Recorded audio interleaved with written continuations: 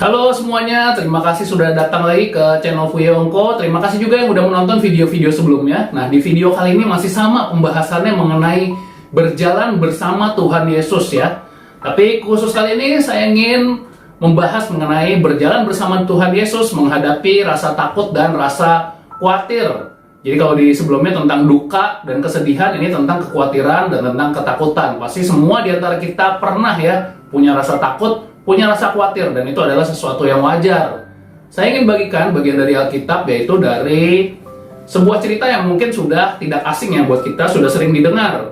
Ini dari Lukas 8 ayat 22 sampai 25. Judulnya adalah Angin Ribut Diredakan. Mari kita baca ya sama-sama dari ayat 22 sampai ayat 25. Pada suatu hari Yesus naik ke dalam perahu bersama-sama dengan murid-muridnya. Dan ia berkata kepada mereka, "Marilah kita bertolak ke seberang danau."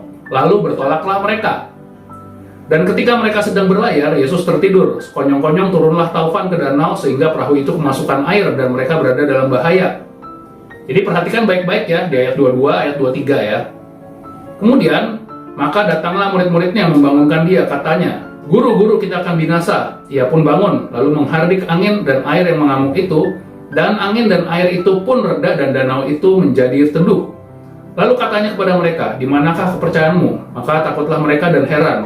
Lalu berkata seorang kepada yang lain, "Siapa gerangan orang ini sehingga ia memberi perintah kepada angin dan air dan mereka taat kepadanya?" Lalu apa yang spesial di sini? Yang spesial di sini adalah ini adalah perjalanan bersama dengan Tuhan Yesus seperti yang sedang kita jalanin. Oke, kita baca lagi di ayat 22.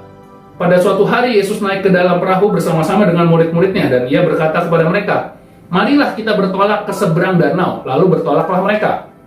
Di sini ada sesuatu yang spesial. Yang spesial adalah yang mengajak pergi adalah Tuhan Yesus. Jadi bukan murid-muridnya yang mau pergi menyeberang danau ya, tapi Tuhan Yesus di sini dia yang mengajak murid-murid untuk pergi menyeberangi danau itu. Di ayat 23, dan ketika mereka sedang berlayar, Yesus tertidur, sekonyong-konyong turunlah taufan ke danau, sehingga perahu itu kemasukan air dan mereka berada dalam bahaya. Jadi di ayat 23 langsung ditulis mereka berada dalam bahaya. Kita coba lagi lihat ya, yang mengajak itu siapa? Yang mengajak itu Tuhan Yesus ya. Mengajaknya kemana? Ke seberang danau, dan ternyata di situ ada bahaya. Jadi bisa dibilang sebenarnya dalam tanda kutip yang mengajak untuk ke arah sesuatu yang berbahaya ini adalah Tuhan yang meminta murid-muridnya, "Ayo ikut berjalan melintasi sesuatu yang berbahaya." Begitu juga di dalam hidup kita bersama Tuhan Yesus, seringkali nggak semuanya menyenangkan, nggak semuanya enak. Mungkin ya ada beberapa hal yang di dalam rencana Tuhan juga itu adalah sesuatu yang berbahaya, sesuatu yang nggak enak, suatu musibah bagi kita, sesuatu yang nggak bagus menurut kita ya. Tetapi tentunya sama seperti yang dialami murid-murid di dalam danau, di tempat yang berbahaya, semua juga atas ajakan atau Tuhan Yesus yang memang membimbing mereka ke situ gitu.